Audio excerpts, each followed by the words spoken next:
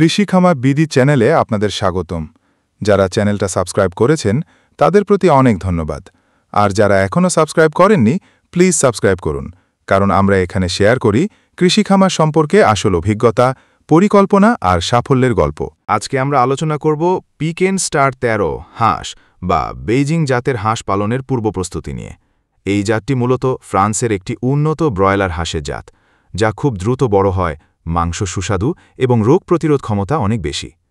এই হাঁস পালন করতে চাইলে কিছু বিষয় অবশ্যই আগে প্রস্তুতি নিয়ে রাখা দরকার। প্রথমেই খামারের পরিবেশ পরিচ্ছন্ন ও ব্যাকটেরিয়া মুক্ত রাখুন। হাঁসের বাচ্চা আনার আগে পুরো ঘর ধুয়ে মুছে ফেলুন, আর ঘরের মধ্যে যেন পর্যাপ্ত আলো ও বাতাস প্রবাহ থাকে তা নিশ্চিত করুন। হাঁসের ঘর যদি মাচা পদ্ধতিতে তৈরি হয় তবে রোগবালাই অনেক কম হয়।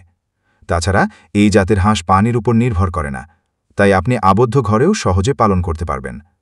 দ্রুত ওজন বৃদ্ধি হওয়ার কারণে কম সময়েই বাজারজাত করা যায়, ফলে খরচ কম, লাভ বেশি। এজন্যই পিকেন স্টার 13 হাঁস এখন অনেক খামারির প্রথম। আপনি যদি সফল হাঁস খামারি হতে চান তাহলে পরিকল্পিতভাবে শুরু করুন। প্রতিটি ছোট প্রস্তুতিও বড় লাভের পথ তৈরি করে। আমার ভিডিওটি যদি ভালো লেগে থাকে তাহলে লাইক দিন, শেয়ার করুন আর অবশ্যই চ্যানেলটি সাবস্ক্রাইব করে পাশে থাকুন। খামার হোক পরিকল্পিত, সফল হোক আপনার স্বপ্ন। আল্লাহ হাফেজ।